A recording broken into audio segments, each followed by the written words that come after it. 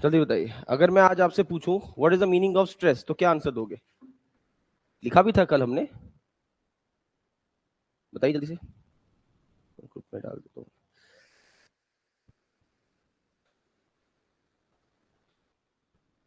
चलो, स्ट्रेस क्या था बोलो? इंटरनल फोर्सेस बोलो या internal resistance per unit area, जो अंदर से रेजिस्टेंस होता है। मैथमेटिकली फॉर्मूला वाइज तो सेम है, फोर्स पर अपॉन एरिया, लेकिन एक्चुअल में क्या, it is the internal resistance per unit area. Externally बात करूंगा तो वो क्या बन जाएगा? प्रेशर। यूनिट्स वगैरह इनकी सबकी सेम है। देखो न्यूटन पर फोर्स का यूनिट्स क्या होता है, न्यूटन में जाते हैं, किलो न्यूटन में जाते हैं, मीटर स्क्वायर, एमएम स्क्वायर, इस तरीके से। ठीक है, ये चीज हमने डिस्कस की। लेटर ऑन हमने डिस्कस किया डिफरेंट टाइप्स ऑफ स्ट्रेसेस। जब डिफरेंट टाइप्स ऑफ स्ट्रेसेस की बात की, ये सब मिल जाएगी पीपीटी वगैरह आपको। तो normal stresses, tangential stresses. Normal वो हो गए जो किसी भी बॉडी पे कैसे लग रहे होंगे, 90 डिग्री पे। उसमें दो नाम आ गए। एक, अब मैं थोड़ा जल्दी इसमें, एक जो डायरेक्टली उसके सेंटर लाइन पे जा रहा हो, एक्सिस पे, वो सिर्फ एक ही तरह का स्ट्रेस प्रोड्यूस करेगा। वो कौन सा होगा? Direct stress. डायरेक्ट स्ट्रेस, ये देखो एग्जांपल, ये देखो एग्जांपल डायरेक्ट स्ट्रेस का। और डायरेक्ट स्ट्रेस की जो चीज है, ये थ्रू आउट क्या प्रोड्यूस करेगा? थ्रू आउट एक ही जैसा बिहेवियर प्रोड्यूस करेगा। अगर ये कंप्रेशन डाल रहा है तो ये ऊपर से नीचे तक क्या डालेगा? कंप्रेशन। अगर ये खींच रहे होंगे तो ऊपर से नीचे तक टेंशन। ठीक है, आगे। फिर हमने इसमें डिस्कस किया दूसरा नाम बेंडिंग वाला, उसको मैंने आगे एक्सप्लेन किया था यहाँ पर। तो मैंने आगे एक्सप्लेन किया यहाँ पर, तो ये देखो बेंडिंग ऐसे क्रिएट होता है। तो जब भी बेंडिंग की हम बात करेंगे तो इसमें आपका डायरेक्ट स्ट्रेस भी इन्वॉल्व होता है और बेंडिंग स्ट्रेस भी इन्वॉल्व होता है। नेक्स्ट, उसके बाद हम आगे चलते हैं, आगे डिस्कस करते हैं यहाँ पर। ये आ गया आपके शियर स्ट्रेसेस। तो मैंने बताया था कि लोड जब आपके क्रॉस सेक्शन के साथ पैरेलल, देखो अब कल एक डाउट पूछा किसी बच्चे ने, आप में से किसी ने, कि सर ये इस सरफेस के साथ तो ये 90 डिग्री पे है तो नॉर्मल है। मैं इस सरफेस की बात नहीं कर रहा, मैं इस क्रॉस सेक्शन के साथ बात कर रहा हूँ। इस क्रॉस सेक्शन के साथ तो ये लोड कैसा लग रहा है? पैरेलल। तो यहां जो बिहेवियर में चेंज आएगा, ये शियर स्ट्रेस आ गया। तो ये कौन सा शियर है? Direct shear stress. इनका बिहेवियर कैसा रहता है? पैराबोलिक रहता है। और पीछे वाला मैंने बताया नहीं, उसका भी बता देता हूं। इनका बिहेवियर कैसा रहता है? इनको क्या बोलते हैं? लीनियर। लीनियर बिहेवियर, लीनियर मतलब डायरेक्टली प्रोपोर्शनलिटी वाला चलता है। उसके बाद आगे चले टॉर्जन, जो मैंने कहा आगे चैप्टर पढ़ोगे, जब हम घुमाएंगे, ट्विस्ट करेंगे, उसमें हम टॉर्क की बात करेंगे। वो भी आपका लीनियर बिहेवियर ही दिखाता है। इसको डिस्कस करने के बाद थोड़ा सा हमने स्ट्रेसेस के नाम पढ़े, एक्चुअल स्ट्रेस क्या होता है, ट्रू स्ट्रेस क्या होता है, इंजीनियरिंग, ये नॉमिनल, ये सारे नाम पढ़े। ये कोई भी नाम लिखा हुआ आ जाए, इनका मतलब क्या है? बाय डिफॉल्ट वाला, that is load upon area. लेकिन अगर ये नाम लिखा हुआ मिल जाए, ट्रू एक्चुअल स्ट्रेसेस, तो ये क्या है? लोड अपॉन कौन सा एरिया? लोड अपॉन कौन सा एरिया? एक्चुअल ए कौन सा है? जो आफ्टर डिफॉर्मेशन वाला। और उसमें क्या है? ए नॉट। आज आप लोगों के लिए एक क्वेश्चन, मैंने अपनी लक्ष्य टेस्ट सीरीज के अंदर ये क्वेश्चन डाला था, और इट्स नॉट इजी क्वेश्चन, मतलब टफ, अच्छा क्वेश्चन है। सोचना है, मैं तो करूंगा ही करूंगा डिस्कस। अगर आप में से आंसर कोई देगा तो ग्रुप में, व्हाट्सएप ग्रुप में जरूर डालना। क्वेश्चन ये रहेगा, अगर इन दोनों स्ट्रेसेस को देखें, कौन हमें ज्यादा बड़ी वैल्यू देगा? बताओ। दोनों स्ट्रेसेस को देखें, आप अब यहां से देख के बताओ, कौन सा स्ट्रेस मुझे ज्यादा बड़ी वैल्यू देगा? ट्रू वाला या एक्चुअल वाला? In the case of tensioning, true वाला। एक क्या कह रहा है? ट्रू वाला। एक कोई कह रहा है इंजीनियरिंग वाला। फिर जो भी होगा विद रीजन बताना। हाँ, खींचने, मैंने कहा था इंटेंशनिंग, खींचोगे तो क्रॉस सेक्शनिंग एरिया कम हो जाएगा। तो ये वाला एरिया, डिनोमिनेटर जिसका कम होगा तो ओवरऑल वैल्यू क्या हो जाएगी? बढ़ जाएगी। जितना छोटा डिनोमिनेटर, ओवरऑल टर्म उतनी बड़ी हो जाती है। मैं आपको कहूंगा 10 डिवाइड बाय 10 1, 10 डिवाइडेड बाय 5, तो बढ़ जाएगी ना वैल्यू, 2 हो गया। तो ये वैल्यू खींचने वाले केस में ये चीज आएगी। इसका एक बड़ा अच्छा क्वेश्चन बनता है कि दोनों के ग्राफ्स बनाए तो कितना वेरिएशन आता है दोनों में, कैसा दिखता है, वो मैं खुद बताऊंगा आपको। तो ये ऐसे चीजें ना ऑन द स्पॉट क्लिक करनी चाहिए आपको कि अच्छा कैसे सोचना है, एरिया देख के सोच लिया। फिर हमने डिस्कस किया इसके बाद आगे स्ट्रेन्स के बारे में, बेसिक डेफिनेशन लिखी, स्ट्रेन्स क्या होते हैं उनको डिस्कस किया और समझा। ठीक है, चलो मूविंग अहेड। आज हम सबसे पहले क्या पढ़ने जा रहे हैं? स्ट्रेस और स्ट्रेन के कर्व को डिस्कस करने जा रहे हैं। इस कर्व के अंदर से मैं कहूंगा ऑलमोस्ट हर एग्जाम में, हर टेस्ट सीरीज में you will find a question. लिखना स्टार्ट करो, डालो हेडिंग।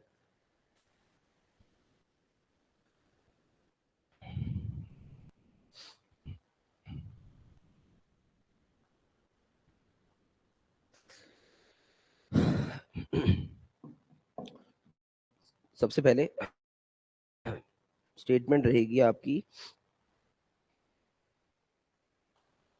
स्ट्रेस हेडिंग रहेगा stress strain curves, stress strain curves, stress stress strain curve, ठीक है, stress strain curve. Online students Audible है सबको, आवाज आ रही है? चलो let's start. Stress strain curves, आप सबने क्या करना है मेरे साथ? सबसे पहले कल मैंने एक चीज बताई थी, आंसर देना जल्दी से। स्ट्रेस किस एक्सिस पे होगा, स्ट्रेन किस एक्सिस पे होगा? वाई पे स्ट्रेस होगा। रीजन भी बताया था क्यों होता है, क्योंकि वो इस पर डिपेंडेंट है। ज्यादा इंपॉर्टेंट कौन सा है? स्ट्रेन। ठीक है, तो यहां बना दिया हमने स्ट्रेसेस, यहां बना दिया हमने स्ट्रेन। अब तो आपको पता है कैसे डिनोट करते हैं। ओके, अब क्या करो मेरे साथ, ये जो हम कर्व बना रहे हैं ये माइल्ड स्टील का बना रहे हैं। Mild steel is a form of steel जिसका ग्रेड का नंबर होता है 250। 250 ग्रेड स्टील को माइल्ड स्टील बोलते हैं। इसका बिहेवियर बहुत इंपॉर्टेंट है। ऐसे करोगे, ऐसे ऐसे ऐसे बनाओ।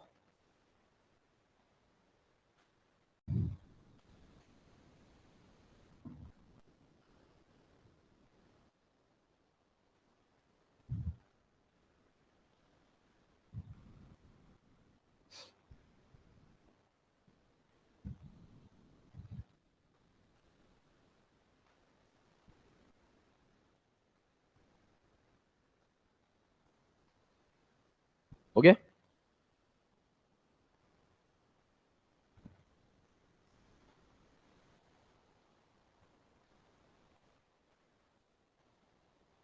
Okay next.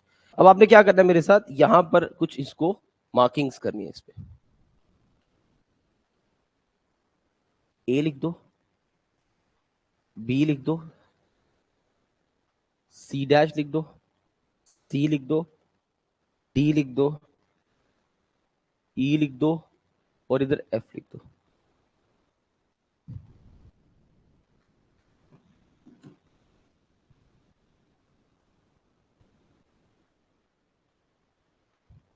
ओके,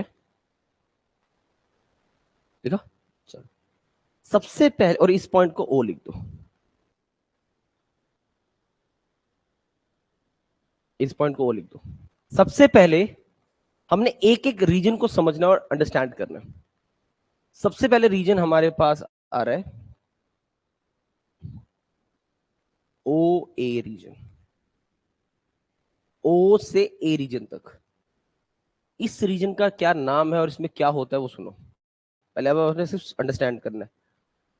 मैंने किसी भी माइल्ड स्टील मेटल को पकड़ा, जो भी इसकी बात हो रही है, जिस भी मटेरियल की जिसका एक कर्व हम स्टडी कर रहे हैं, हमने खींचा, छोड़ा, वापिस शेप में आ गया, खींचा, छोड़ा, वापिस शेप में आ गया। ये वाला जो रीजन है ना, ओ से ए तक, इस रीजन को बोलते हैं, एक वर्ड आ गया लीनियर, एक वर्ड आ गया समझे इलास्टिक, और साथ में वर्ड आ गया रीजन। लीनियर इलास्टिक रीजन, क्या मतलब हुआ इसका? लीनियर इलास्टिक रीजन का मतलब क्या हुआ? ध्यान इधर देना सब लोग। Linear stands for the word कि जब भी, जहां भी लीनियर लिख दे, जैसे मैंने आपको यहां दिखाता हूं, जहां पर जब ये डिस्कस कर रहे थे, लीनियर वर्ड आ जाए जब भी, तो मतलब इसका मतलब होता है प्रोपोर्शनल। प्रोपोर्शनल का मतलब दे आर डायरेक्टली प्रोपोर्शनल, मतलब जैसे जैसे ये बढ़ेगा वैसे वैसे ये बढ़ेगा। ये लीनियर का मतलब होता है। इसका मतलब हुआ, यहां पर ये मतलब हुआ, लीनियर वर्ड क्या हमें सिग्निफाई कर रहा है? लीनियर वर्ड सिग्निफाई कर रहा है कि इस जगह तक जो स्ट्रेस है it is directly proportional to क्या? स्ट्रेन। कि जितना स्ट्रेस आ रहा है उसी प्रोपोर्शनलिटी में क्या आ रहा है? स्ट्रेन आ रहा है। इलास्टिक वर्ड हमें यह सिग्निफाई कर रहा है कि मैं लोड छोड़ भी दूंगा, it will get back to its original position. अगर आप कहते हो सर मैं इस रीजन को अकेला इलास्टिक नहीं बोल सकता, नहीं, क्योंकि इलास्टिक अलग सिग्निफाई कर रहा है कि लोड हटाने पे वापस शेप में आ जाएगा। अगर मैं सर सिर्फ लीनियर रीजन बोलूंगा तब वो भी गलत होगा। तो हम इस रीजन को क्या बोलेंगे? Linearly elastic region. बात समझे कि लोड हटाने पे it will get back to its original position. लिखो मेरे साथ स्टेटमेंट नीचे पहले, reason O A, reason O A में लिखो, this region is a, this region is a straight line ये लाइन एकदम सीधी होती है, straight line, this region is a straight line, this region is a straight line, लिखा आगे, also known as linearly elastic region, also known as linearly elastic region, also known as linearly elastic region, also known as linearly elastic region, in which stress is directly proportional to strain, in which stress is directly proportional to strain, in which stress is directly proportional to strain. और आज मैं थोड़ी extra information दे रहा हूं, ये basically अगले Monday को आएगा टॉपिक, जहां जब स्ट्रेस और स्ट्रेन डायरेक्टली प्रोपोर्शनल होते हैं उस रीजन को हुक्स लॉ, वहां पर क्या लॉ ऑबे होता है, हुक्स लॉ ऑबे होता है। इस बार पेपर का क्वेश्चन भी था, तो लिख देना, जहां पे लिखा होगा उसके नीचे लिख देना Hooke's law is valid, Hooke's law is valid, Hooke's law is valid in this region, in this region. Magnitude नहीं सेम होता है, इसका मतलब ऐसे होता है, जैसे प्रोपोर्शनलिटी का मतलब क्या, जैसे सपोज पहले मैं 2 पे था और दूसरी वाली चीज 4 पे थी, अब मैं 2 से हुआ, सपोज मेरे जो रेट बढ़ा 2 से मैं 4 पे पहुंचा, +2 मान लो या ×2 मान लो, ×2 टाइम्स हुआ 4 पे, तो वो 4 से ×2 करो 8 पे हो गया होगा। प्रोपोर्शनलिटी सेम होती है, हाँ मतलब वहां वो इन्होंने एक रेशियो मेंटेन रखा होता है, सिमिलैरिटी रखी होती है, ये होता है। अच्छा, ये जो इसने वर्ड बोला इसकी बड़ी इंपॉर्टेंस है अभी, इस पॉइंट को, जैसे ये तो मैंने ओ ए लिखा था ना, तो ओ ए को तो एक रीजन बन गया ना, जगह बन गई। अकेला कोई ऐसे कोई फिगर दे दे, स्पेशली उन एग्जाम्स में आता है जिनमें कंप्यूटर बेस्ड एग्जाम्स होते हैं, स्क्रीन पे मार्किंग हो, ए पॉइंट को क्या बोला जाता है, क्या इसको लीनियर पॉइंट बोला जाता है, क्या इसको इलास्टिक पॉइंट बोलते हैं, नहीं, इसको प्रोपोर्शनलिटी पॉइंट बोला जाता है, क्योंकि इस टाइम तक ये सब प्रोपोर्शनल चल रहा होता है। क्योंकि लाइन ये यहां तक, मैं साथ साथ ऐड भी कर रहा हूं, क्योंकि यहां तक ये जो चीज है, इतना पोर्शन जो है ये स्ट्रेट है, क्या है, स्ट्रेट, कर्व नहीं है, और इससे क्या बोला जाता है, इस पॉइंट को प्रोपोर्शनलिटी पॉइंट बोला जाता है, प्रोपोर्शनल लिमिट भी बोल सकते हो, it is a proportional limit point, proportion नहीं, प्रोपोर्शनल,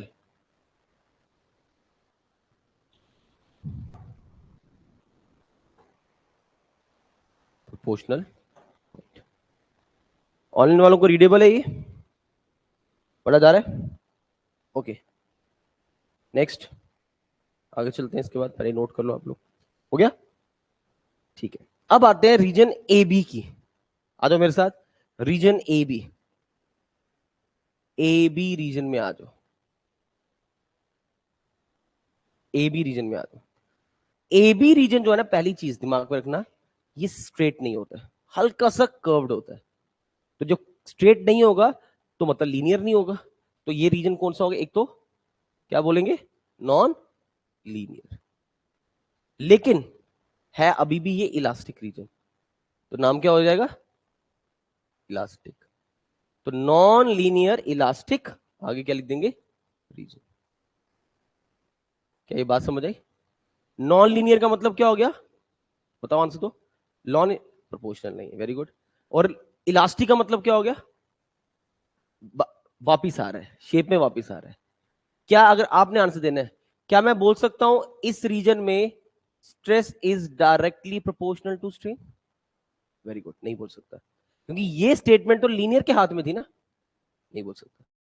क्या मैं ये बोल सकता हूं कि if the load is removed it will get back to its original position, yes, क्योंकि इलास्टिक वर्ड लगा हुआ है, इसलिए इसलिए हम इस पॉइंट को इलास्टिक पॉइंट बोलते हैं, क्योंकि इस पॉइंट तक, बी पॉइंट तक अगर लोड हटाएंगे बॉडी वापस शेप में आ जाएगी, इसके आगे चला गया लोड फिर नहीं वो शेप में आएगा, वापस आएगा लेकिन कुछ डिफॉर्मेशन लेके, चेंज आ गया होगा, समझ आई बात। तो आज के बाद ये चीज बिल्कुल क्रिस्टल क्लियर, ये आपको एसएससी में मिल जाएगा, गुप्ता में मिल जाएगा, ESC, her level of question है। और ये मैं बताता हूँ, ये सिर्फ ऐसे बोलने, कॉन्सेप्ट तो एक ही बेस से बनते हैं, फिर हमें रुकना पड़ता है, इतना फॉर ए, इतना फॉर जे, इतना फॉर गेट, लेकिन कॉन्सेप्ट यहीं से बनेगा।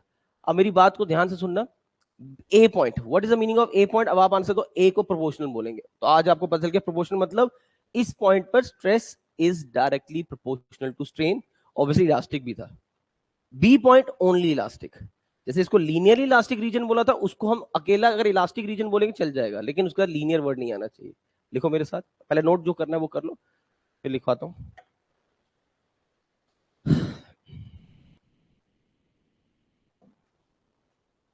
बुक्स ले लेना, मैंने आपको कल भी बोला था, एक जो 2 दिन में बुक्स ले लो, स्टार्ट सॉल्विंग। ओके, लिखिए मेरे साथ, A B is a curved region, AB is a curved region. AB is a curved region.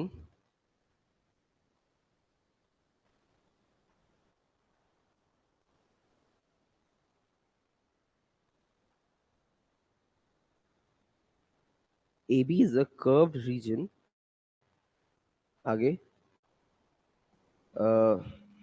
curved region के बाद लिखना, the point B is called elastic limit.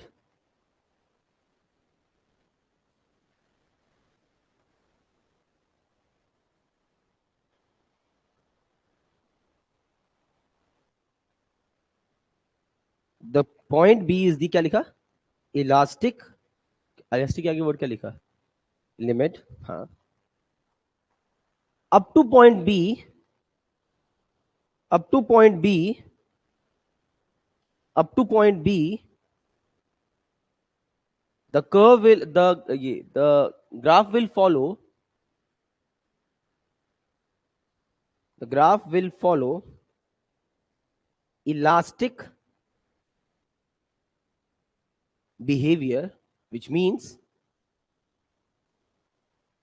which means which means if we remove the load at this point,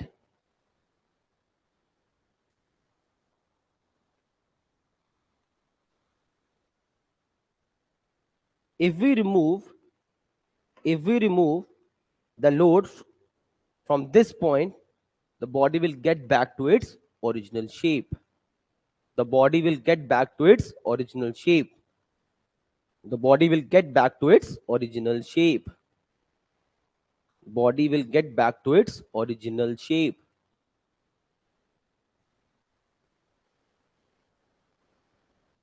ठीक है, हमें जो main point A पकड़ना था पकड़ लिया आपने, को बी पकड़ लिया। ओके, नेक्स्ट, अगला सुनो मेरे साथ स्टेटमेंट। अब क्या होता है इसके बाद, ओवरलोड लगा था हमने, तो इसका बिहेवियर चेक करना है, हमने ओवरलोड लगाया तो इसने, अच्छा पता ना, ये क्लियर हो गया आपको? जैसे मैंने ये स्ट्रेट लिखा है तो मैं लिख सकता हूं this is your curved part, बोल सकता हूं ना कर्व्ड है, ठीक है। अच्छा आगे सुनो, देखिए इधर ध्यान देना, मैंने ओवरलोड लगाया और खींचा तो ये चला गया इधर सी डैश पॉइंट पे, उसके बाद और खींचने पे वो बढ़ा नहीं, वो गिरा नीचे। तो इस तरह का, ये टेम्परेरी दिखा रहा हूं अभी, इस तरह का एक हम्प जैसा बन जाता है। सब मेटल्स में नहीं बनता, कुछ कुछ मेटल डायरेक्टली यहां से ऐसे भी चले जाते हैं, लेकिन माइल्ड स्टील में एक ऐसा हम्प जैसा बनता है। What is the reason behind it, ये पता होना चाहिए, उसके बाद हम सीडी की बात करेंगे। तो ये आप पॉइंटर बना रहे हो, कैसे लिख रहे हो पॉइंटर्स? हाँ, अगला आगे इनके लिए लिखेंगे अब, सी डैश सी वाले रीजन के लिए लिखिए,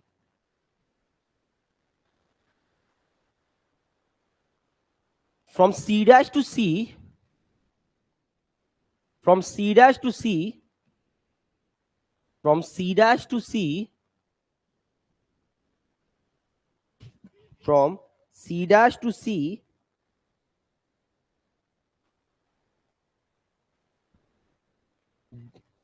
the fall of stress is due to, the fall of stress is due to, the fall of stress is due to, the fall of stress is due to slipping of carbon atoms, slipping of carbon atoms, slipping of carbon atoms in the molecular structure of steel, in the molecular structure of steel. Slipping of carbon atoms in the molecular structure of, क्या लिखा आगे, steel. मतलब इसमें ये क्यों गिरता है, क्योंकि यहां पर क्या होता है, स्लिप हो जाता है. कौन स्लिप हो जाता है, जो कार्बन एटम्स थे अंदर वो स्लिप हो गए, जिस वजह से ये चलता चलता ऐसे गिरा. और ये भी मैं बता रहा हूं कि सब में ऐसा नहीं होता, किसी किसी में डायरेक्टली ऐसे भी जाता है. और आपसे कोई कभी पूछ ले कि ये दो सी क्यों दिखाए अलग अलग, एक्चुअल कर्व तो यही है, बट ये ऊपर क्यों गया, कभी कभार खींचने में चला जाता है, बाद में मॉलिक्यूल्स डिसलोकेट होके वापस से वो नीचे भी आते हैं. मेन पोर्शन है सी सी डैश. आ जाओ इस पे, आ जाते हैं next. C C dash, sorry C into D, C D, C D region की बात करते हैं. आ जाओ मेरे साथ सी डी रीजन में, सी डी रीजन की बात करते हैं. आप सीडी में कुछ नोटिस कर रहे हो, ध्यान से देखना, यहां पर नोटिस करना, मैं कुछ दिखाऊंगा आपको. यहां से देखते हैं, सी पॉइंट से लेके डी पॉइंट तक मेरा स्ट्रेस जो है ना वो एक जैसा है, कांस्टेंट. मतलब इस रीजन के अंदर स्ट्रेस जो है, इस रीजन के अंदर स्ट्रेस जो है वो क्या आ रहा है मेरा, कांस्टेंट. स्ट्रेस मेरा जो आ रहा है वो कांस्टेंट आ रहा है. अब स्ट्रेस मेरा कांस्टेंट आ रहा है इस तरह, और ऐसा एक प्लेन रीजन बन रहा है, इसको प्लेट्यू रीजन बोलते हैं. तो सीडी रीजन का नाम क्या है, कोई पूछे इसको क्या बोलोगे आप, yield plateau region. Yield plateau region, क्या बोलेंगे, yield plateau region. In this region आपका स्ट्रेस नहीं बढ़ता, लेकिन आपका स्ट्रेन बढ़ता जाता है. समझ आया, नोट करो इसको, जल्दी से नोट करो इसको, यील्ड प्लेट्यू रीजन.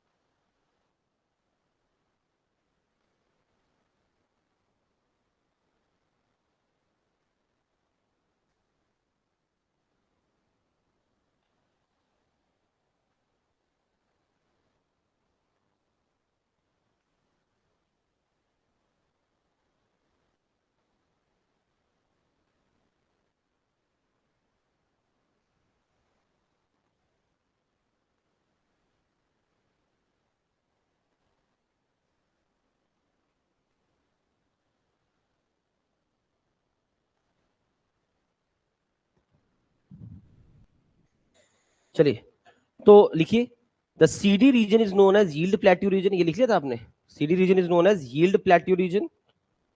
आगे, in this region plastic strain is achieved at constant stress. In this region, plastic strain is achieved at constant stress. Plastic strain is achieved at constant stress.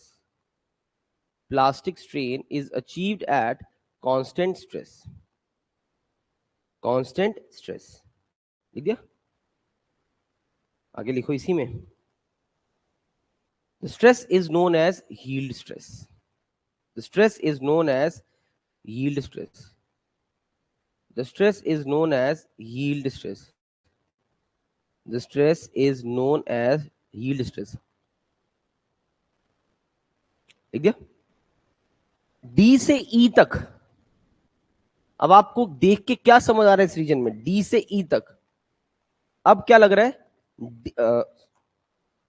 D से ई तक हमें देख के ये समझ आ रहा है कि लोड लगाने पे अब मेरा स्ट्रेस भी बढ़ रहा है, और एक ऐसे पॉइंट पे आके पहुंच गया, उसके बाद इससे बड़ा कोई स्ट्रेस की वैल्यू दिख रही है? तो मैं क्या करूंगा, एक बार इसके कॉरेस्पॉन्डिंग ऐसे लाइन रख लूंगा, ऐसे थोड़ा टेढ़ा हो गया, इसके कॉरेस्पॉन्डिंग एक लाइन रख लूंगा, वेट करो, ठीक है, ऐसे। सो डीई रीजन जो है, डीई रीजन जो है, इसका नाम क्या है पता होना चाहिए, इसमें हो क्या रहा है वो पता होना चाहिए। अब ये क्या है, अब आपका ना ये मैक्सिमम स्ट्रेस की तरफ जा रहा है, और आपका जो मेटल होगा ना ये हार्ड होने लग गया है उसको, क्योंकि उसका उसने टूटना है। पहले खींचा और खींचा गया, अब क्या हो रहा है, और खींचने पे क्या हो रहा है, स्ट्रेस तो बढ़ रहा है, लेकिन इस रीजन में हो क्या ये एक्टिविटीज वो आपको पता होना चाहिए, और इस रीजन का नाम क्या है। सो रीजन डीई के आगे लिखो, रीजन डीई के आगे, region DE is known as strain hardening region.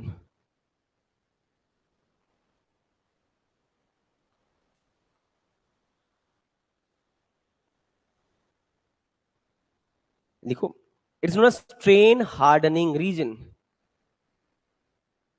It's known as strain hardening region, it's known as strain hardening reason.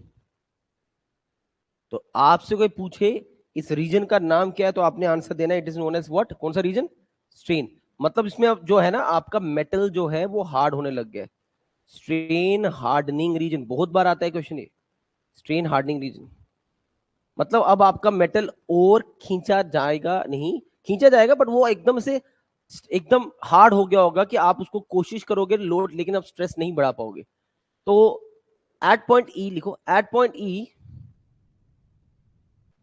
at point E, at point E, which is known as the ultimate point, at point E, which is known as the ultimate point, at point E, which is known as the ultimate point, at point E, which is known as the ultimate point, the maximum stress is achieved. The maximum stress is achieved. The maximum stress is achieved, which is known as ultimate stress, which is known as ultimate stress, which is known as ultimate stress. ठीक है, तो मुझे इस point पे सबसे बड़ा stress मिल जाता है, और स्ट्रेस को क्या बोलते हैं, अल्टीमेट स्ट्रेस। लिखा सबने? अब क्या होता है, अगले रीजन की तरफ चलो, इन द रीजन लिखो next EF region, in the region E, EF है ना, हाँ एक मिनट, ईएफ, ईएफ, ईएफ को समझाने से पहले, ईएफ को समझाने से पहले एक बार एक कुछ चीज बताऊं। कोई भी मेटल स्टील चीज जब टूटती है ना, जो जितनी भी डक्टाइल चीजें होती हैं, देखना ध्यान से, मान लो वो चीज ऐसी है, अरे फ्री हैंड बना रहा, खींचा वो ऐसा हुआ, और खींचा और पतला हुआ, और पतला हुआ, और पतला हुआ, और यहां से वो वीक होते जाता है, ऐसा यहां कट लग जाएगा कम। जब खींच रहे होगे ना, एक ऐसा कोई रीजन बनेगा जहां वो सबसे ज्यादा वीक हो रहा होगा, ऐसी जो शेप बनती है, इसको टेक्निक अच्छा नहीं बना डायग्राम, ऐसा हो जाता है, ऐसा शेप बनता है, इसको नेकिंग रीजन बोलते हैं। इस तरह के रीजन को क्या बोलते हैं, नाम बोलो मेरे साथ, नेकिंग रीजन, कि यहां आके वो कट लग जाएगा उसको, वीकेस्ट जगह। तो अब हम उस जगह पहुंच चुके हैं, अब हम ये वाला जो रीजन है ना, इसको नेकिंग रीजन बोलते हैं, कि अब आपका क्या होता है, इमेजिनेशन ऐसे रखना स्ट्रॉन्ग, अब आपका क्या होता है, ये और खींचने पे, ये ऐसे मानो और खींचा, ये ऐसे ऐसे वीक होते जा रहा है, ये ऐसे ऐसे ऐसे वीक होते जा रहा है, ऐसे यहां से टूटने वाला है, और वो टूटना कहां जाके उसने, इस जगह जाके उसका फेलियर आएगा, इस स्ट्रेस को हम बोलेंगे फेलियर स्ट्रेस। तो लिखो ईएफ रीजन क्या है, लिखो मेरे साथ, EF region, EF, it is known as strain softening region, it is known as strain softening region, it is known as strain softening region, strain softening region, और लिखो neck formation starts at E, neck formation starts at E. Neck formation starts at E. Neck formation starts at E. Neck formation starts at E. दिख गया? चलो, इस जगह पर आपका necking शुरू हो जाएगा. नेक्स्ट लिखो मेरे साथ, इसी के आगे. This EF is called necking region. This EF is called necking region. This EF is called necking region. And point F is known as, and point F is known as, and point F is known as, and point F is known as fracture point. Fracture point. Fracture point, F को हम fracture point बोलेंगे. Stress corresponding to F, stress corresponding to F, stress corresponding to F, stress corresponding to F, stress corresponding to F is known as fractural stress और breaking stress. इसे हम fractal stress भी बोल सकते हैं या breaking stress भी बोल सकते हैं. फ्रैक्चर स्ट्रेस भी बोल सकते हैं या ब्रेकिंग स्ट्रेस भी बोल सकते हैं. ब्रेकिंग स्ट्रेस भी बोल सकते हैं. अब बड़ी इंटरेस्टिंग बात बता रहा हूं, ये पहले लिखने से पहले यहां समझना है. अगर मैं इस वाले पॉइंट को यहां प्लॉट करूं, जैसे मैंने इन दोनों को किया, फेलियर को, तो ये कहां जा रहा है आपको लिख रहा है? इनके बीच में दिख रहा है, लग रहा है ऐसा? अगर मैं, ये आपने बनाना नहीं है क्योंकि लाइन फिक्स थोड़ी होती है. ये आपने ये दिखाओगे तो आपको लग रहा होगा ये कहीं यहां आ रहा है, राइट? लेकिन ये कोई वैल्यू फिक्स नहीं. कोई पूछे, ये ए में क्वेश्चन आ चुके हैं, कोई पूछे कि आपका फेलियर जो है स्ट्रेस वो कहां लाई करता है, सुनो ऑप्शन, कहेगा above sigma Y, below sigma Y, ऐसा. तो ना ही आपने अबव सिग्मा वाई को टिक करना, ना ही आपने बिलो. ये कोई फिक्स नहीं है. क्या पता नेकिंग करते करते वो यहां फेल हो गया होता, और क्या पता वो फेल होते होते होते वो यहां आ गया होता. वो इसके ऊपर भी फेल हो सकता है, वो इसके नीचे भी फेल हो सकता है. It all depends upon the composition of carbon inside the steel. Steel के अंदर कितना कार्बन परसेंटेज है, सब उस पर डिपेंड करता है. इस स्टेटमेंट को मार्क करना है वहां पर कि ये कोई डिपेंडेंसी नहीं है कि ऊपर ही रहेगा नीचे. It can be above as well as below. It depends upon the percentage of the carbon. जितना ज्यादा कार्बन होगा उससे बहुत फर्क पड़ता है चीजों का, वो मैं लिखाऊंगा अभी. तो ये नोट करके लिखना स्टेटमेंट नीचे, एफ पॉइंट के लिए, एफ पॉइंट के लिए लिखना. लिखो sigma F may be greater or smaller than sigma y. Sigma f may be greater or smaller than sigma y. Sigma f may be greater or smaller than sigma y. Sigma f may be greater or smaller than sigma y. It all depends upon the composition of the steel. It all depends upon the composition of the steel. It all depends upon the composition of the steel. लिख दिया? Next. हो गया यहां तक सबका? क्या ये बात समझ आई? एक बार जल्दी से कर्व को रिपीट करें. फोकस है. ए पॉइंट को क्या बोलेंगे? Proportional. Up to A point तक क्या बिहेवियर है? लीनियर. मतलब क्या मतलब हो गया कि इसमें stress is directly proportional to strain भी रहेगा एंड लोड हटाने में वापस भी आ जाएगी शेप में. बी पॉइंट का क्या मतलब है? Non linear. मतलब ये रीजन जो है वो लीनियर नहीं रहेगा. लीनियर नहीं रहने का मतलब stress is not directly proportional to strain. Hooke's law सिर्फ ए, ओ से ए रीजन तक ही वैलिड है. ओके. अब जरूरी नहीं है पेपर में वो एबीसीडी लिख दे. क्या हुआ था वो 1 2 3 4 कर. याद रखना जो पहला पॉइंटर होगा, जो पहला पॉइंट होगा वो आपका प्रोपोर्शनल वाला होगा, सेकंड पॉइंटर आपका इलास्टिक वाला होगा. तो सर मैं तो एबीसी पढ़ के गया था, ऐसा नहीं होता है. आगे चलते हैं। सीडी रीजन के अंदर क्या हो रहा है? इट्स अ प्लेट्यू रीजन, जिसके अंदर आपका स्ट्रेन बढ़ रहा है लेकिन स्ट्रेस एक ही वैल्यू है, कांस्टेंट। डी के अंदर क्या हो रहा है? आपका स्टील जो है वो हार्ड होता जा रहा है, हार्ड, उसको हमने क्या बोल दिया? स्ट्रेन हार्डनिंग रीजन, और वो एक अपने मैक्सिमम स्ट्रेस तक पहुंच जाता है। उसके बाद क्या होता है? वो वीक होने लगेगा। अब वो खींचोगे तो वीक हो रहा है और नेकिंग फॉर्मेशन होगा।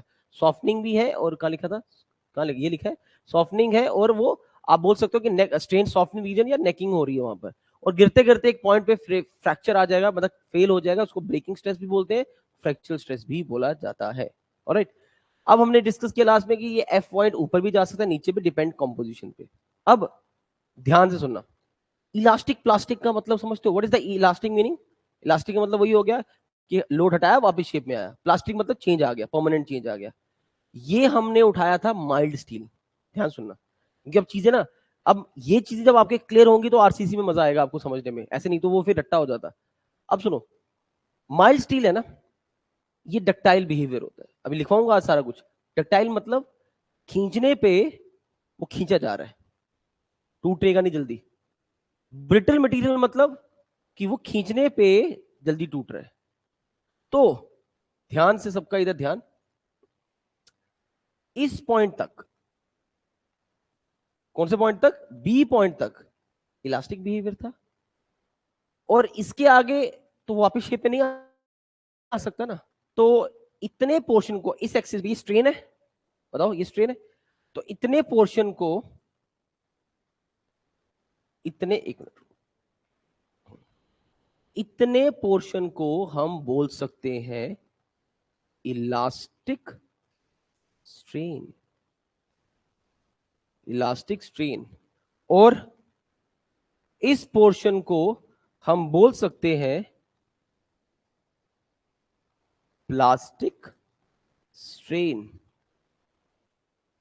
अब आप थोड़ा कॉमन सेंस लगाओ, इलास्टिक स्ट्रेन और प्लास्टिक स्ट्रेन में फर्क क्या लग रहा है? इलास्टिक स्ट्रेन मतलब वो वाला स्ट्रेन है, बॉडी में चेंज है, जो लोड हटाने में वापस वो ठीक भी कर देगा, लेकिन ये वाला तो परमानेंट डिफॉर्मेशन है ना।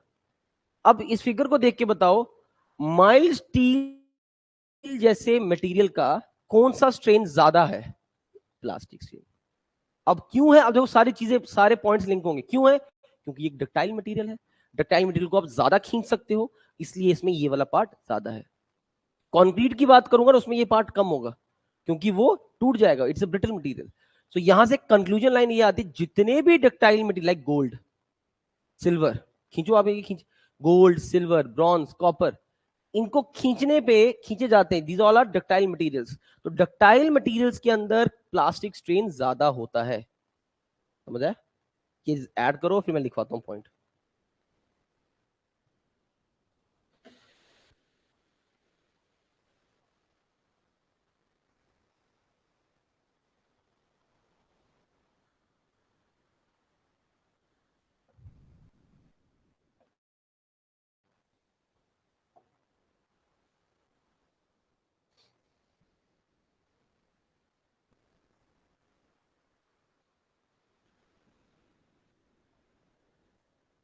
बी के आगे हर जगह परमानेंट है।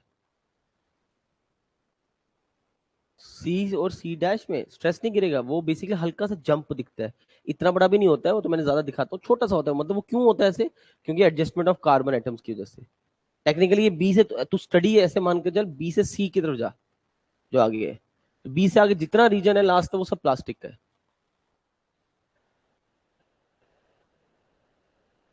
ना वो तो गिर रहा है, डिक्रीज होता जा रहा है। हाँ वो फेल हो रहा है, फेल की तरफ जा रहा है। देखिए, for the mild steel, the for the mild steel bracket with the ductile materials, for the mild steels,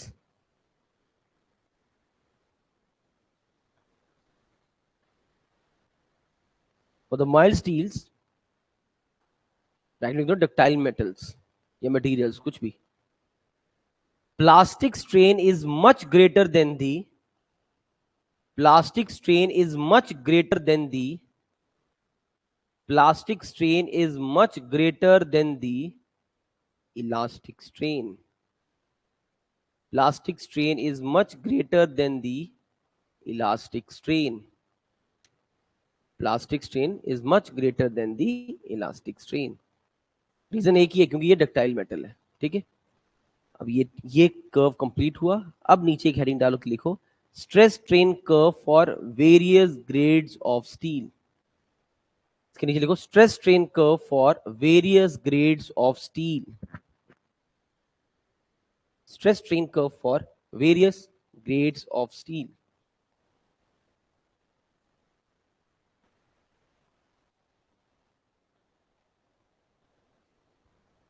ठीक है, चलो।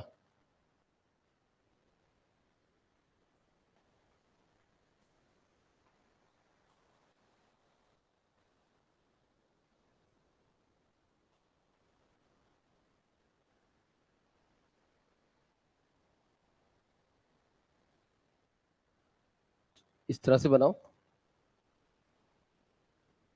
Stress strain mild steel, Fe250 बोलते हैं, HYSD high yield strength deformed bars, जिसको 415 बोलते हैं, high tension steel, high tension steel,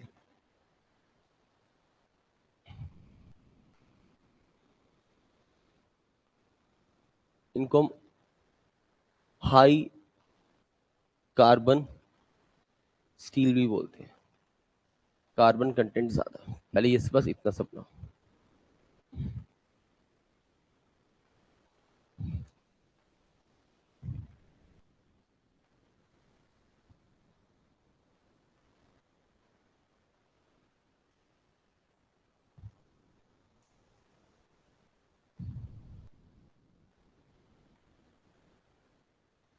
ये various grades के लिए, अलग अलग ग्रेड्स के लिए।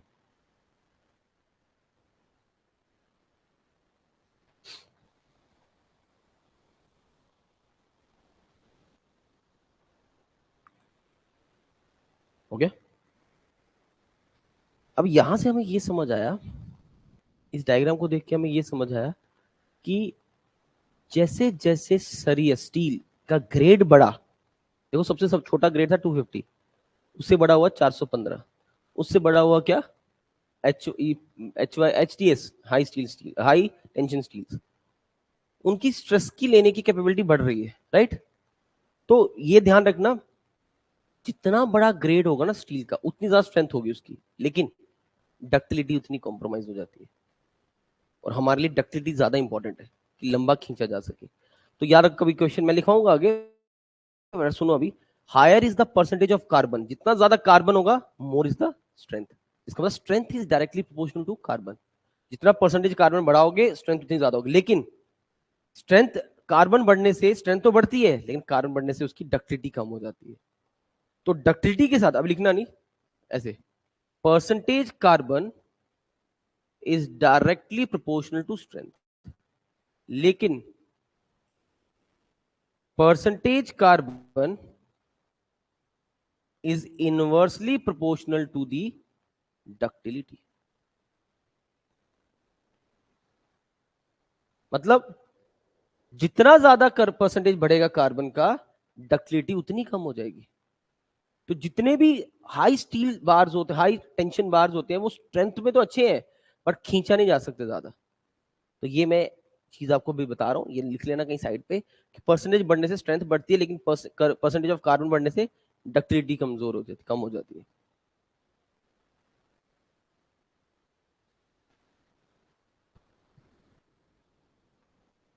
जब ये लिख लोगे, हेडिंग होगी next, stress strain curve for various materials. तो सेम मटेरियल था, फॉर वेरियस मटेरियल्स, जल्दी से।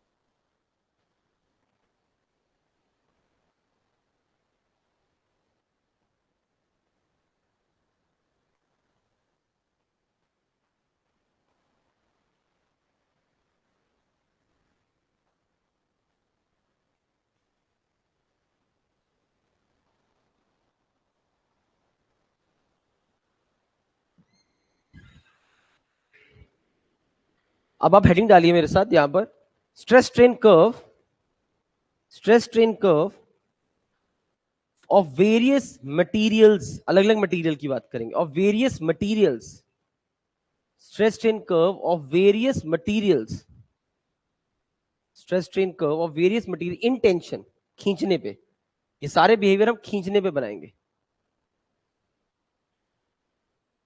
ठीक है, चलो देखो मेरे साथ,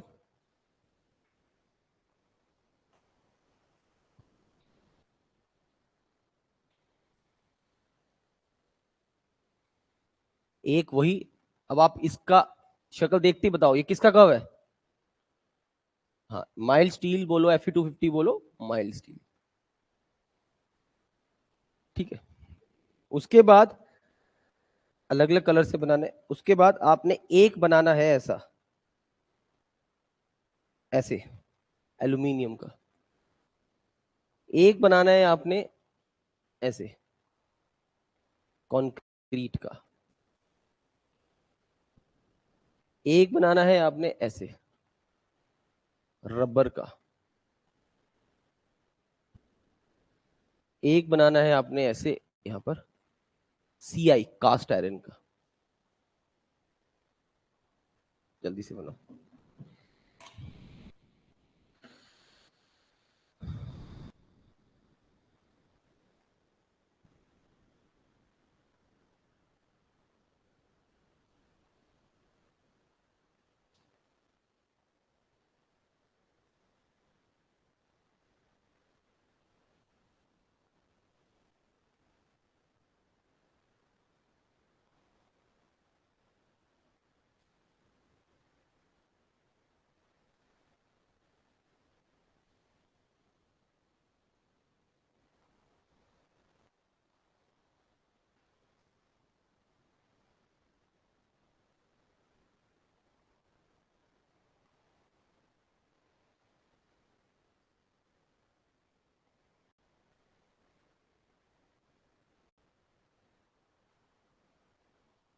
हो गया नोटेड। अब यहां देख के आपको क्या समझ आता है, ऑनलाइन में कोई बताना चाहेगा, यहां देख के क्या समझ आता है, कौन सा मटेरियल, मेटल आपको, मटेरियल आपको डक्टाइल लग रहा है, कौन सा मटेरियल आपको ब्रिटल लग रहा है। कंक्रीट ब्रिटल लग रहा है क्योंकि उसमें आया ही नहीं इलास्टिक, मतलब प्लास्टिक पार्ट आया ही नहीं रहा। एल्यूमिनियम कैसा लग रहा है, ductile, aluminium is ductile. Rubber, cast iron देखो, brittle, cast iron is brittle, इसमें थोड़ा ही पार्ट है। तो इस तरह के बिहेवियर्स आपसे पूछे जा सकते हैं। अब इसको कैसे पेपर में वो फ्रेम कर सकता है, आज के टाइम पे ऐसी फिगर्स बना दे, ABCD लिख दे, मैच द फॉलोइंग बना सकता है। It's a very common question जो पूछ सकता है। तो जिनके अंदर इलास्ट, जो प्लास्टिक वाला स्ट्रेन नहीं है ज्यादा, तो समझ जाओ वो सारे कौन से एग्जांपल्स हैं, क्या the examples of brittle materials. Aluminium is the example of ductile. ठीक है, नेक्स्ट लिखो इसके साथ नीचे, लिखो, from above curve, from above curve we concluded that cast iron, cast iron लिखा, कास्ट आयरन के बाद लिखो कंक्रीट, कंक्रीट के बाद लिखो रबर, और टिम्बर भी लिखो, टिम्बर बना नहीं है बट टिम्बर भी लिखो, and timber, and timber. Cast iron बोला मैंने, कंक्रीट बोला, रबर बोला और टिम्बर बोला, are the examples of brittle material, are the examples of brittle material, are the examples of brittle material. whereas whereas mild steel, whereas mild steel, whereas mild steel, aluminium are the examples of ductile materials.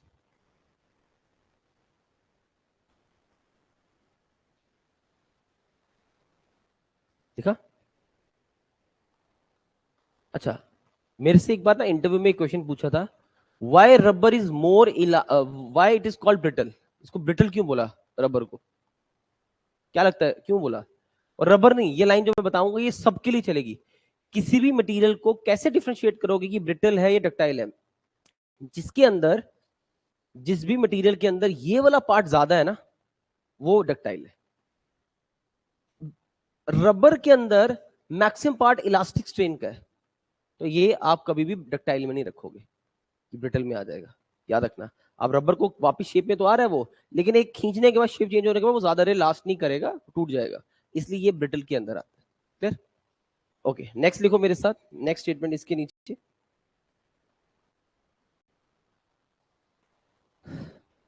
अब हमारा basic, actual में जो basic property chapter है ना, वो अब शुरू हो रहा है।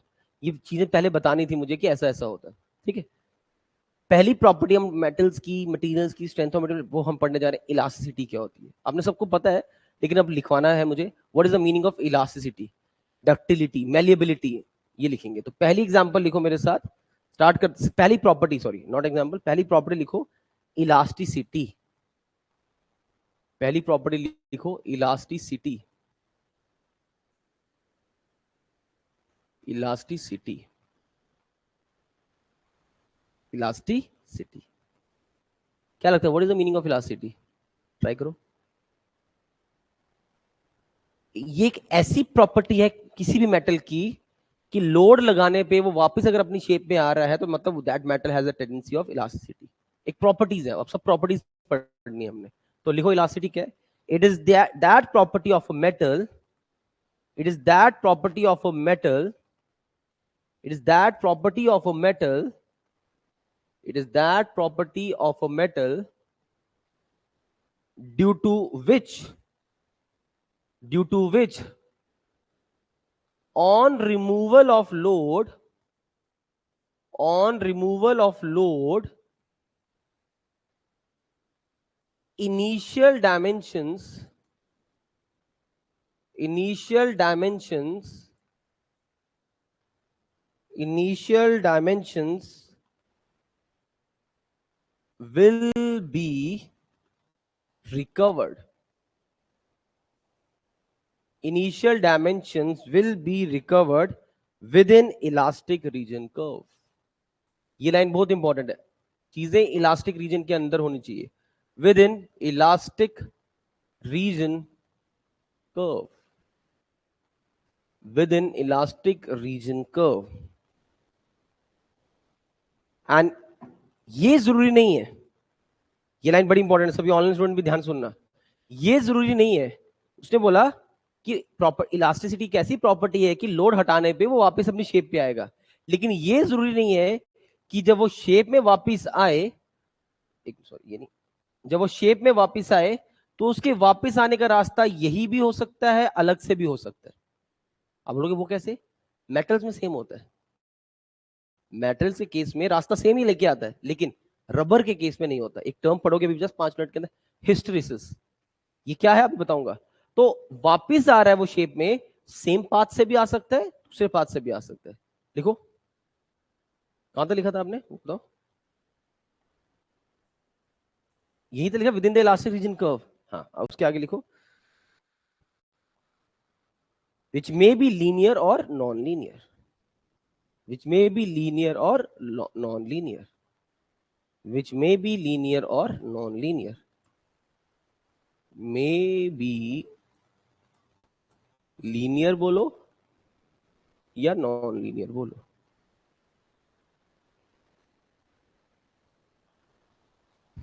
हो गया? चलो, सेकंड प्रॉपर्टी लिखो अब, नंबर 2, हिस्टेरिसिस, HYSTERISIS, HYSTERISIS,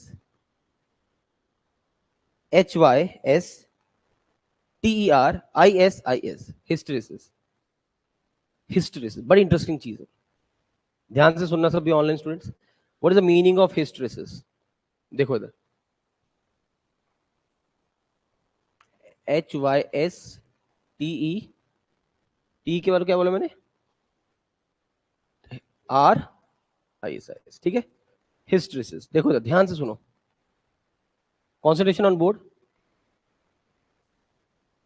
ध्यान से, स्ट्रेस इधर बनाया, स्ट्रेन इधर बनाया। सपोज ये गया मेरा रबर, रबर बनाऊंगा, खींचा मैंने तो ऐसा पाथ लिया उसने, ठीक है, थोड़ा और बेटर बनाता हूं, ये गया मेरा रबर, तो ये है उसका लोडिंग का रास्ता, मतलब उसको खींचा हमने, खींचा, गॉट इट। अब ध्यान सुनना, अब हमने यहां आके लोड छोड़ दिया विद इन इलास्टिक, तो वो वापस आना चाहिए, आएगा वापस, लेकिन ऐसे समझना, जब उसको लोड लगाया, हमने खींचा ना रबर को, ये एनर्जी थी उसके अंदर सारी, दिस इज द एनर्जी, अभी पढ़ोगे आहिस्ता आहिस्ता, इतनी एनर्जी थी उसके अंदर, जब हमने उसको खींचा तो इतनी एनर्जी थी, और जब उसको छोड़ा तो वापस आया, लेकिन वो, ब्लैक से बनाते हैं, लेकिन वो इस रास्ते से वापस आया, वापस आया, लेकिन वो इस रास्ते से आया, ये रबर की प्रॉपर्टी होती है। अब ध्यान से देखना जो मैं कर रहा हूं, तो वापस आया तो एनर्जी जो रिलीज की उसने, वो ये नीचे वाली हुई, क्या ये बात समझ आई, नीचे वाली एनर्जी हुई, जाते टाइम एनर्जी ज्यादा थी उसके पास, रिटर्न आते टाइम ब्लैक वाली लाइन एनर्जी कम थी, तो ये जो बीच में मेरे पास ये जो एनर्जी वेस्ट हुई, इस एनर्जी को बोलते हैं हिस्टेरिसिस लॉसेस। कहता मेटल के केस में ये नहीं दिखेगा, क्योंकि मेटल के केस में जाने का और आने का रास्ता सेम है, लेकिन रबर के केस में आपने खींचा और वहां से छोड़ के जब वो वापस आएगा, जरूर वापस, लेकिन वो एक अलग पाथ से आएगा, और ऐसे बार बार करने पे उसके लॉसेस, उसके अंदर एनर्जी कम होती जाएगी, तो ये जो लॉस हो रहा है, इस लॉस को बोलते हैं हिस्टेरिस लॉसेस, और इस प्रोसेस को क्या बोलते हैं, हिस्टेरिसिस। तो मतलब जैसे ये लोडिंग कर्व मैंने बनाया है, वैसे मैं यहां पर मैं आपको अनलोडिंग कर्व दिखा देता हूं, अनलोडिंग कर्व। बात थोड़ी आइडिया लग रहा है क्या बोल रहा हूं, जाते टाइम जितनी एनर्जी थी, आते टाइम उसने जो लिया एनर्जी कम हो गई, जो ये लॉस ऑफ एनर्जी हुआ उसको हम हिस्टेरिस लॉसेस बोलते हैं, और इस प्रोसेस को हम क्या बोलते हैं, हिस्टेरिसिस। क्या ये मेटल्स में दिखेगा, नहीं, ये आपको रबर्स में दिखेगा। लिखना स्टार्ट करो, पहले डायग्राम बना लो साइड पे, जरूर दिखाना, लोडिंग अनलोडिंग ऐसे सब करके दिखाना।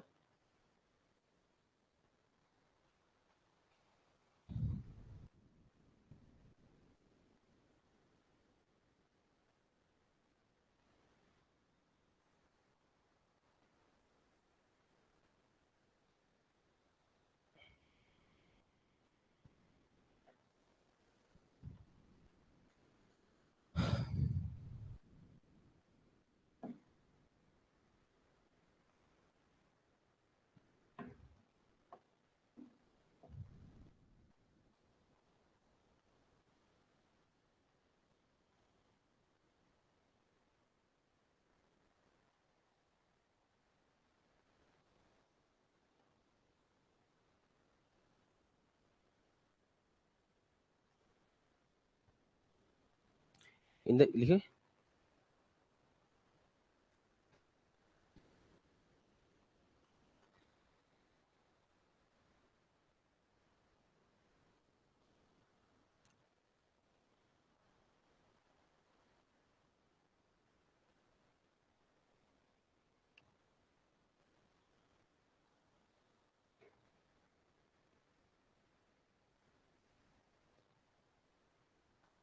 Start.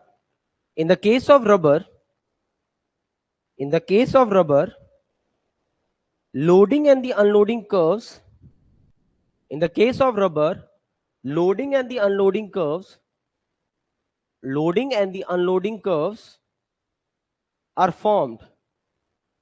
Loading and the unloading curves are formed even within the elastic limit. Even within the elastic limit. Even within the elastic limit. Even within the elastic limit. ये सारी बातें विद इन इलास्टिक लिमिट ही हो रही हैं, उसके बाहर नहीं जा रहे। The energy given on the loading is more. The energy given on the loading is more. Energy given on loading is more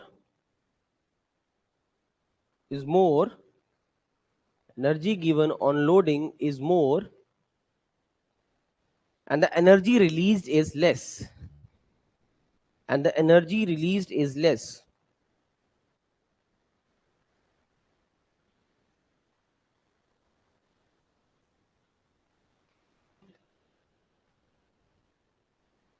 हाँ, जो खींचने टाइम की एनर्जी स्टोर थी ज्यादा थी और आते टाइम कम हुई, तो ये जो लॉस हुआ इसको हिस्टेरिस लॉसेस, हाँ, हीटिंग की वजह से लिखाऊंगा अभी, हीटिंग की वजह से is the reason, loss molecules के डिस्टर्बेंस की वजह से।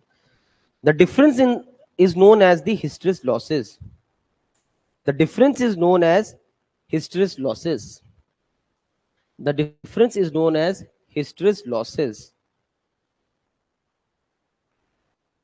Difference is known as hysteresis losses, and this loss is due to and this loss is due to and this loss is due to and this loss is due to heating of molecules and dislocation of molecules. Heating reason क्या है इसका? Reason मैंने बताया heating होना, बार बार energy loss का, heating of molecules, heating and dislocation of molecules, of molecules, heating and dislocation of molecules. लिख दी ये property. इस फिनोमेना को क्या बोलते हैं? हिस्टेरिसिस। डायग्राम बना ली, क्लियर है? क्या ये मेटल्स में दिखेगा आपको? नहीं, रबर में ज्यादा दिखेगा। नेक्स्ट लिखो डक्टिलिटी। अगली प्रॉपर्टी हम पढ़ेंगे ductility. Next property is ductility. Number third property हम जो पढ़ने जा रहे हैं that is ductility. All ductility के बारे में बहुत आइडिया लग गया आपको, लेकिन पहले आप एक बार फिर लिखोगे मेरे साथ क्या होता है। डक्टिलिटी एक ऐसी प्रॉपर्टी है मेटल्स की कि खींचने पे वो खींचे जाते हैं, इलोंगेट होते हैं। एक वो प्रॉपर्टी लिखो स्टेटमेंट बना के। It is the property of the metal by virtue it is the property of the metal by virtue it is the property of the metal by virtue of which is the property of the metal by virtue of which a metal can be drawn into wire. A metal can be drawn into wire. A metal can be drawn into wire. Metal can be drawn into wire. A metal can be drawn into wire of a thin section of a thin section of a thin section of a thin section through tensioning process. Through tensioning process. Through tensioning process. Through tensioning process.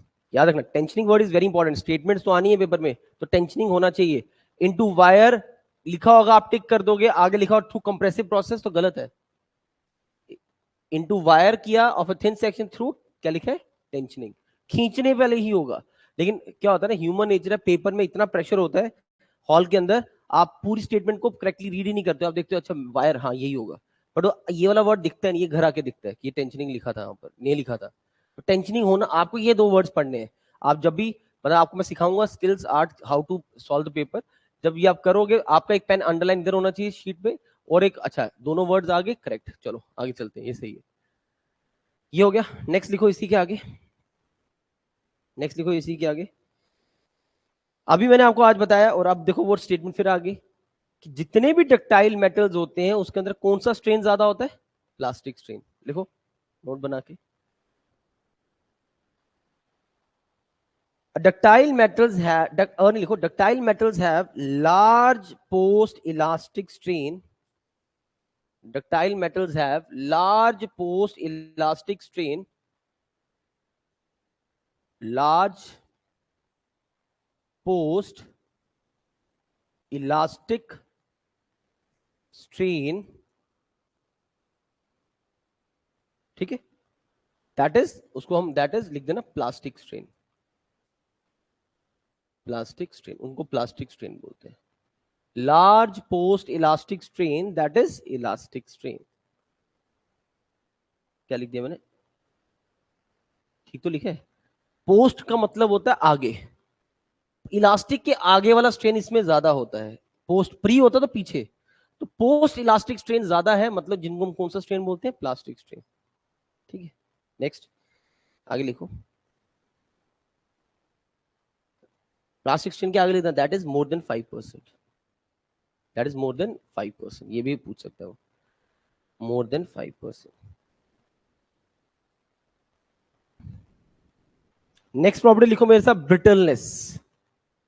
अगली property लिखिए brittleness, अगली property लिखो brittleness.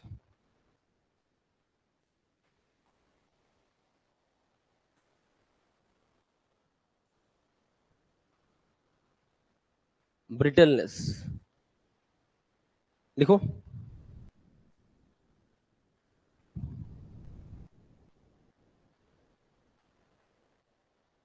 brittle metals, brittle metals fail in small strain in tension, खींचने पे टूट जाएंगे। brittle metals fail in small strain, small strain, small strain in tension, in tension, that इसमें थोड़ा सा खींचने पे फेल हो जाएगा।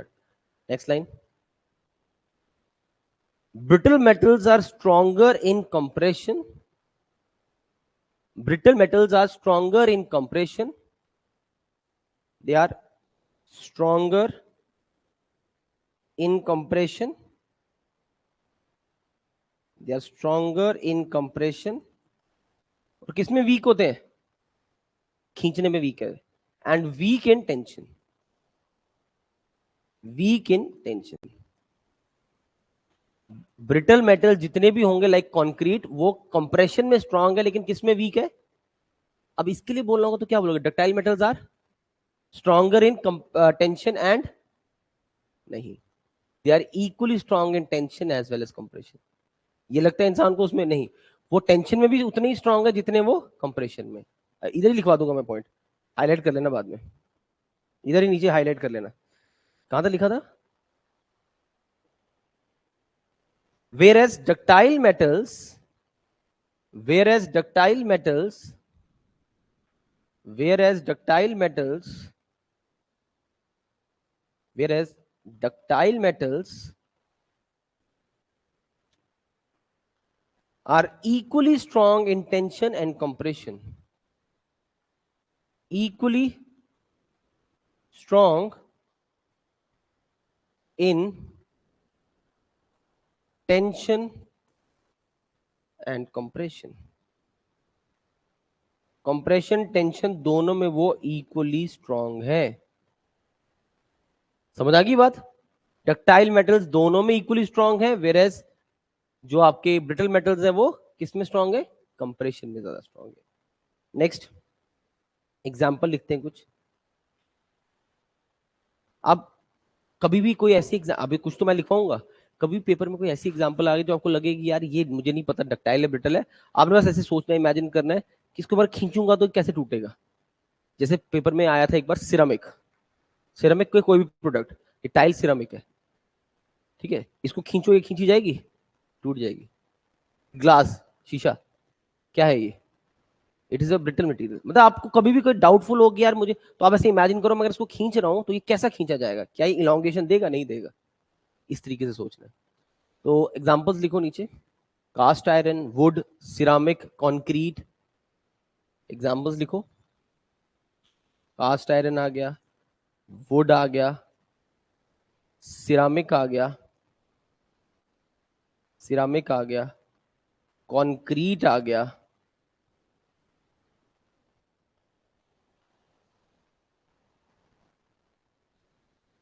लिख दिया, ओके। चले आगे,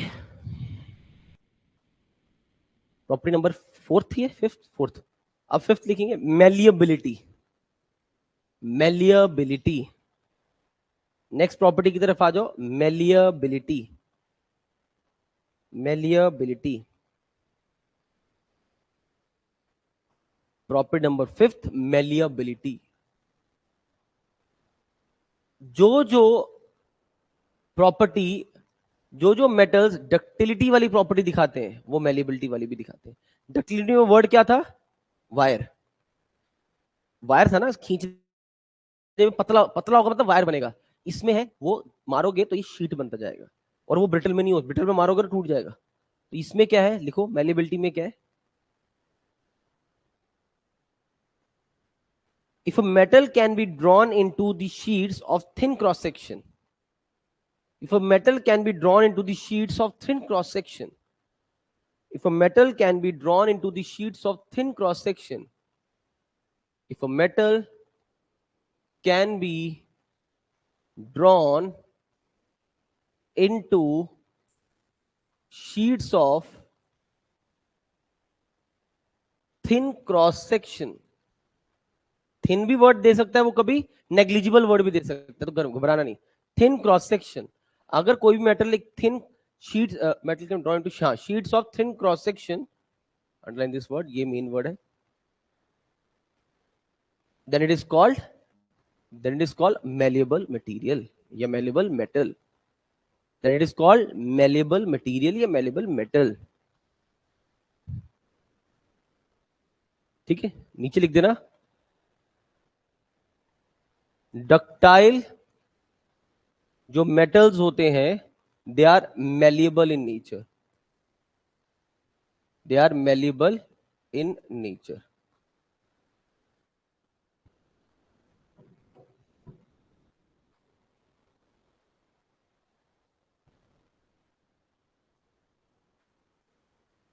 देखा, फिफ्थ प्रॉपर्टी क्लियर है सबको? सिक्स प्रॉपर्टी की तरफ आओ। Six property is hardness.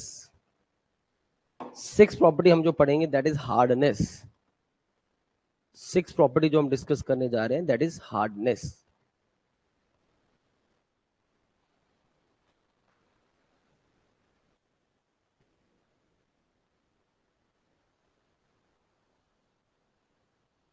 Metals की हार्डनेस के बारे में बात होगी, ठीक है, लिखिए मेरे साथ, it's a measure of resistance to scratch, it's a measure of resistance, it's a measure of resistance to scratch,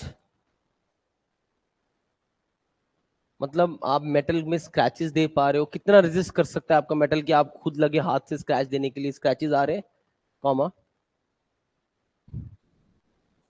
abrasion, ABRASION, abrasion, abrasion due to constant wear and tear, due to constant wear and tear, wear and tear, due to constant wear and tear, measure of resistance to scratches, abrasion due to constant wear and tear। देखा, next, इसी के contribution में, if there is no loss on the metal, if there is no loss on the metal, if there is no loss on metal, अगर कोई भी loss नहीं आ रहा है मेटल पे, आगे लिखो, then it is a hard metal, then it is called, yeah, then it is a hard metal, then it is hard metal, then it is hard metal, then it is hard metal. देखा? तो क्या बोला मैंने, ये words को पकड़ना, क्योंकि ये वर्ड जो है ना ये हाईवे में भी यूज होंगे। आप किसी मटेरियल को स्क्रैच करने की कोशिश करते हो और वो रेजिस्ट कर रहा है, या उसको चेक कर रहे हो वेयर एंड टेयर उसका, ये कैसे टूट सकता है, तो ये सब उसके हार्डनेस की कैरेक्टरिस्टिक्स होती है, ठीक है। और अगर कोई भी लॉस नहीं आएगा तो उस मेटल को हम क्या बोलेंगे, हार्ड मेटल। ये अभी बेसिक डेफिनेशन। आपको ऐसा क्वेश्चन तो जेई में फ्रेम नहीं करता, वो क्या करेगा, मैच द फॉलोइंग, एक तो लिखेगा हार्ड, उधर कौन सी प्रॉपर्टी के साथ मैच करना है, हार्ड वाले को मैच करना, कहीं लिखा होगा abrasion due to wear and tear, tick कर सकते हो। स्क्रैच के साथ टिक, मोस्टली 99% एब्रेशन वर्ड लिखा होगा, abrasion due to wear and tear, तो ये वर्ड के साथ हार्डनेस को आपने लिंक करना है वहां पर, ठीक है। अब थोड़ा और पढ़ लेते हैं, हार्डनेस को हम डिफाइन कैसे करेंगे, मतलब इसको कैसे चेक करेंगे। एक नंबर डिफाइन करता है, हार्ड नंबर, जितना बड़ा नंबर होगा उतना हार्ड माना जाएगा। ऐसे तो लिखो इसके नीचे, जैसे डायमंड इज वेरी हार्ड, उसको यूज फॉर कटिंग पर्पसेस। देखो, हार्डनेस इज मेजर्ड ऑन मोहर scale, hardness is measured on Mohr scale, hardness is measured on Mohr scale, Mohr scale, ठीक है, with the value of 1 to 10, with the value of 1 से 10, with the value of 1 to 10, higher is the number, higher is the number, higher is the number, hard is the metal, higher is the number, hard is the metal, higher is the number, hard is the metal। जैसे diamond, ये पूछे diamond का almost 10 number होता है, ठीक है, लिख लो। Mohs के अलावा there are other test also, जिससे आप हार्डनेस मेजर कर सकते हो, कभी पेपर में ऑप्शन मिले, Brinell test, BR BRNELL, Brinell test, Rockwell test, Rockwell test, Brinell test आ गया, रॉकवेल टेस्ट आ गया। मोहर तो मैंने पहले ही लिखवा दिया था। इन टेस्ट से भी आप हार्डनेस को मेजर कर सकते हो, लिख दिया। बड़ी इंटरेस्टिंग टर्म पढ़ने वाले हैं अब, अगला term number 7, that is resilience. आज के लेक्चर का सबसे इंपॉर्टेंट टॉपिक, सबसे इंपॉर्टेंट प्रॉपर्टी जो आपको एंड तक साथ देगी स्ट्रक्चर्स में, हर जगह। ये तो इस चैप्टर के बाद आएंगे नहीं वर्ड, लेकिन वो आपको एंड तक, आपको जिसको रेजिलियंस आज सीख गया उसको आगे दिक्कत नहीं आएगी, और अच्छे अच्छे क्वेश्चन मिलेंगे बुक में। हेडिंग है रेजिलियंस, हेडिंग डालो रेजिलियंस, रेजिलियंस, रेजिलियंस, ठीक है। RES गलत लिख दिया मैंने, RESI होता है, RESILLIENC, रेजिलियंस। इसको लिखने से पहले ना 2 मिनट लेंगे और पूरा एक बार अंडरस्टैंड करेंगे, ठीक है, तो आपके लिए इजी रहेगा। क्या कहता है रेजिलियंस, सुनो। मैंने एक बॉडी पे लोड लगाया, ठीक है, और लोड लगाया, उस पर चेंज आता जा रहा है, चेंज आता जा रहा है। अब तो इलास्टिक तक बात कर रहा हूं, उसके आगे नहीं जा रहा। ऑब्वियसली लोड छोड़ूंगा तो शेप में आ जाएगा। तो मैंने ऐसे माना, P stand for load, delta stand for deflection. सुनना ध्यान से, मैंने लोड लगाया अप टू प्रोपोर्शनल पॉइंट। चलो लास्ट टेक्निकली क्या होता है ये भी बता देता हूं आपको, आपने तो अब पढ़ लिया, आपको समझ आ गया। ए और बी पॉइंट था ना, प्रोपोर्शनल और इलास्टिक। कैलकुलेशन को इजी रखने के लिए दोनों को, बिकॉज ये बड़े क्लोज होते हैं तो इनको एक ही पॉइंट मान लेते हैं, इलास्टिक मान के, लीनियरली मान के चलते हैं। तो कहता है हमने कुछ इस तरह से ऐसे माना यहां तक, ई स्टैंड फॉर, ये इलास्टिक नेचर था, और उसके बाद जितनी ये एनर्जी स्टोर कर रहा है जितनी ये एनर्जी स्टोर कर रहा है अंडर लोड डेल्टा, इसे हम क्या बोलेंगे? रेजिलियंस। और एनर्जी कैसे निकालते हैं आज सीखो मेरे साथ। एनर्जी कैसे निकलती है, आपको उसका एरिया ले लेना है। मैंने आपके लिए इजी क्या कर दिया, लाइन को लीनियर मान ली, तो ये स्ट्रेट लाइन होगी, तो इसका एरिया मतलब एरिया ऑफ किसका लेना, ट्राइंगल का। मान लो यहां तक वैल्यू थी डेल्टा और ये वाली वैल्यू थी पी, तो एरिया कितना होगा इसका, हाफ लोड इनटू क्या, डेल्टा। तो कितना है, पी डेल्टा डिवाइडेड बाय 2। इस चीज को हम क्या बोलेंगे, क्या बोलेंगे, resilience. It is the energy, अब टेक्निकल सुनो, it is the energy stored under load deflection curve up to elastic point या विद इन इलास्टिक पॉइंट। इस एनर्जी का नाम उसने क्या नाम दे दिया, रेजिलियंस। लेकिन यही चीज, यही सेम टू सेम बात अगर मैं करूं इन टर्म्स ऑफ स्ट्रेस और स्ट्रेन कर्व के रिस्पेक्ट में, वो किसके बीच में था, लोड डिफ्लेक्शन। अगर मैं स्ट्रेस स्ट्रेन के बीच में ये बात करूं और मैं बोलूं ये जा रही है मेरी लाइन इलास्टिक तक, और आपने कहा ठीक है ये आ गया मेरा पॉइंट, तो ये आगे मैंने कहा ये आ गई मेरी एनर्जी, ये आ गई मेरी एनर्जी अंदर। तो energy stored up to elastic point in stress strain curve, half stress into क्या, स्ट्रेन। इसे नाम हम अब रेजिलियंस नहीं देंगे, इसे नाम देंगे मॉडुलस ऑफ रेजिलियंस। क्या नाम दिया जाएगा, मॉडुलस ऑफ रेजिलियंस। तो पहले अभी सिर्फ सीखना है। अगर कोई पूछे रेजिलियंस क्या, तो आपने बोला sir it is the energy stored between load delta curve deflection curve within the elastic limit. What is modulus of resilience, it is the energy stored with in stress strain curve within the elastic limit. पहले मैं लिखवाता हूं फिर ये note करना, पहले ये बना लो, चलो बनाओ इसको।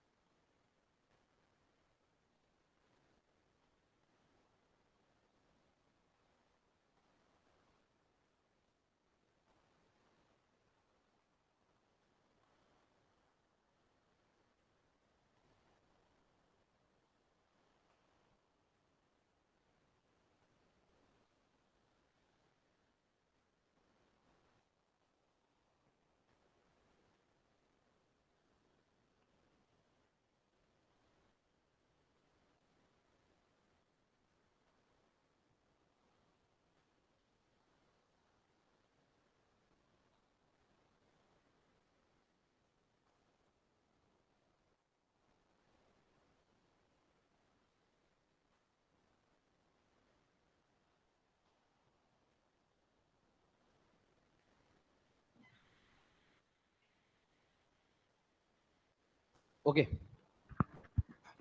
क्या लिखा था लास्ट हमने, रेजिलियंस है ना। हाँ देखिए, देखिए मेरे साथ, resilience it's a measure of total elastic strain energy, it's a measure of total elastic strain energy It's a measure of total elastic strain energy.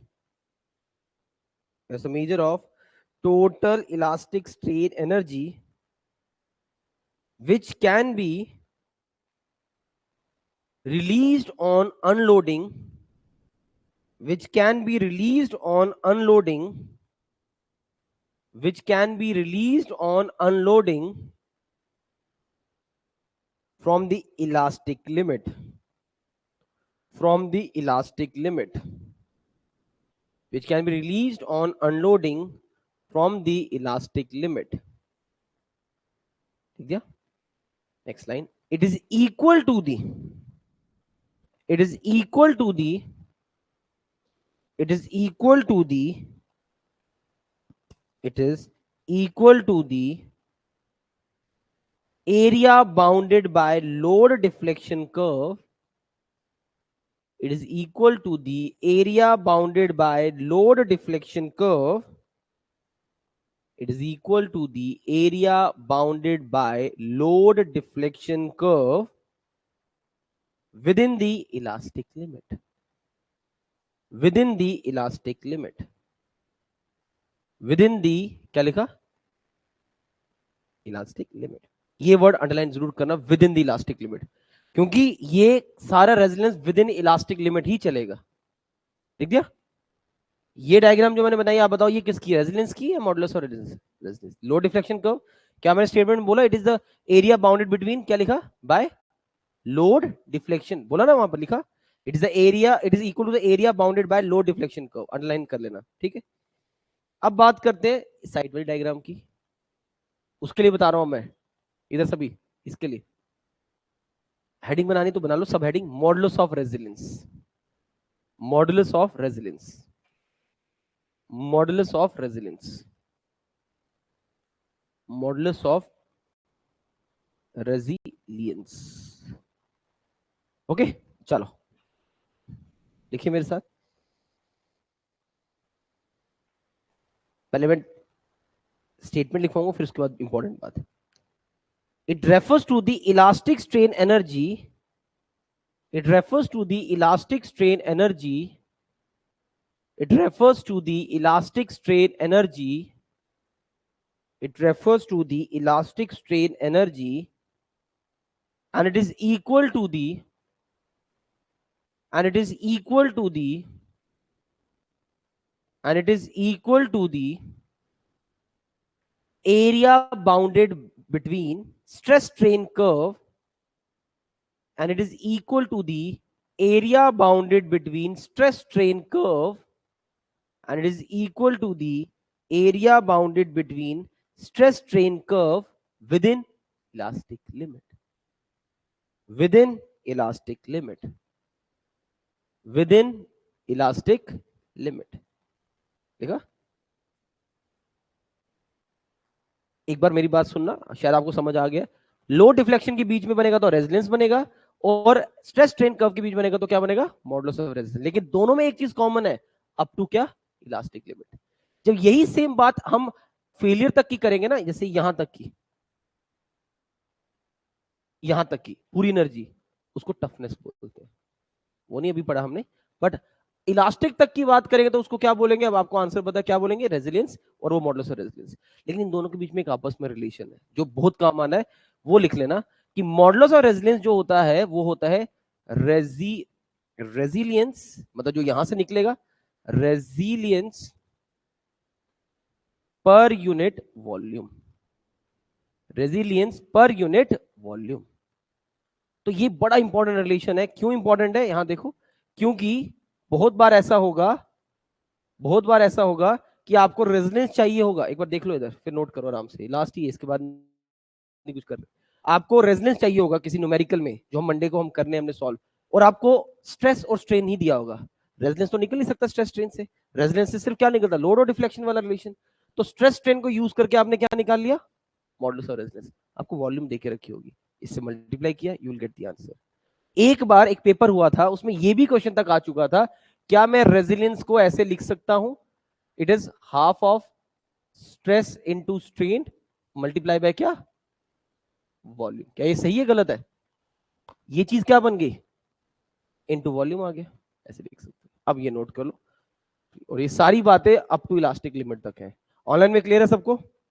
Online students कोई डाउट है तो बताओ। This is the last topic of the day, आज यहीं तक करेंगे। आप लोगों को मैं फिर बता रहा हूँ, सैटरडे आ गया, 2 या 3 दिन तक मैंने आपको बोलना है, उसके बाद मैंने फिर चेक करना स्टार्ट कर देना। आपके पास बुक होनी चाहिए जो मैंने बोली हुई है।